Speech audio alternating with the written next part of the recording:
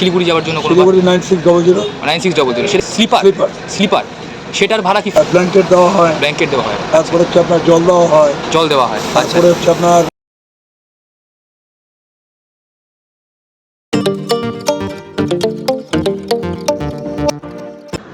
High নমস্কার, hello guys, welcome to my channel. আজকে আরও একটা নতুন দিন, আজকে আরও একটা নতুন ব্লগ স্টার্ট করছি। আর আজকের ব্লগটা আশা করছি তোমাদের দারুণ লাগবে।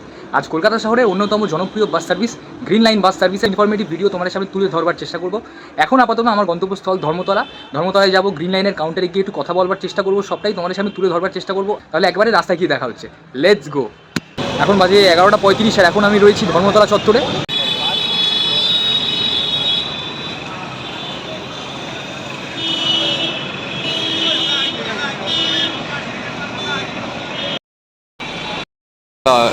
সকালবেলার সবচেয়ে প্রথম যে বাস, সেটা কি বাস গ্রিন লাইনের পক্ষ থেকে যাওয়া হয়? মানে কোথায় যাওয়া হয়? আসানসোল। কোন টাইমে? 7:40। 7:40।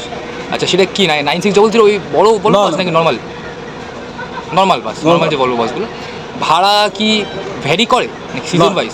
ফিক্স থাকে আসানসোলের ক্ষেত্রে বা যে কোনো বাসের ক্ষেত্রে? যে কোনো বাস। আপনাদের দিনের শেষ বাস কোথায় যায় আর কখন যায়? দিনের শেষ বাস শিলিগুড়ি। রাত্রি কটার সময় যায় ওটা? ওটা 6:30, 7টা। সন্ধ্যে 6:30, 7টার সময়। দীঘা পুরী যাওয়ার আপনাদের বাস?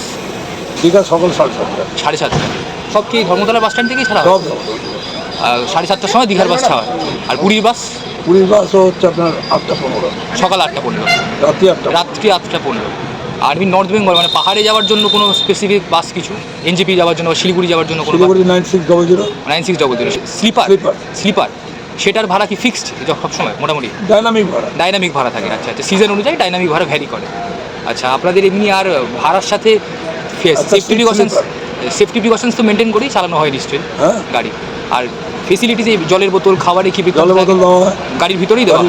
বাকি মাঝখানে তো হল্ট নিশ্চয়ই দেওয়া হয়? ব্ল্যাঙ্কেট দেওয়া হয়, তারপরে হচ্ছে আপনার জল দেওয়া হয়। তারপরে হচ্ছে আপনার মোবাইল চার্জার রয়েছে। আচ্ছা, তাছাড়া আপনাদের যদি বাস কেউ বুক করতে চায়, সাধারণত আমি একটা উদাহরণ হিসেবে ধরে নিচ্ছি, ধরুন কেউ পুরীর বাসে যাবে, তো সেটা কি অনলাইনে বুক করতে হবে না আপনাদের কাউন্টারে? অনলাইনে করতে হবে, কাউন্টার থেকে ম্যানুয়ালও করতে পারবে। এখানে এসেও করা যায়। অনলাইনে কি আপনাদের ওয়েবসাইটে কি বুক করতে হবে? আমাদের ওয়েবসাইট আছে কিংবা রেড বাস আছে। রেড বাস তো আছে, আপনাদের ওয়েবসাইটটা যদি বলে দেন। ওই যে www.greenlineservices.in। আচ্ছা, সেখানে গিয়ে বুক করতে হবে।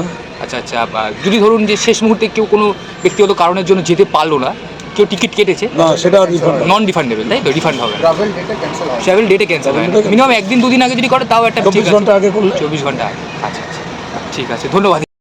একটা গ্রিন লাইনের বাস এখন গ্রিন লাইনের কাউন্টারের বাইরে দাঁড়িয়ে রয়েছে। আমি আপনাদেরকে সে বাসটা একবার দেখানোর চেষ্টা করছি। গ্রিন লাইনের পরিষেবাও যতটা ভালো, গ্রিন লাইনের বাসগুলো ততটাই সুন্দর।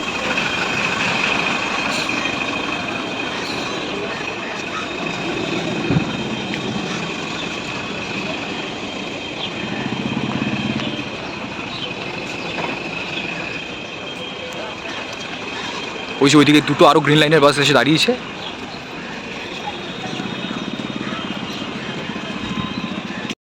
এই যে দুটো গ্রিন লাইনের বাস এসে এখন দাঁড়িয়েছে একদম গ্রিন লাইনের কাউন্টারের বাইরেই, দুটোই আসানসোলগামী বাস। তো বাসগুলো দাঁড়িয়ে রয়েছে।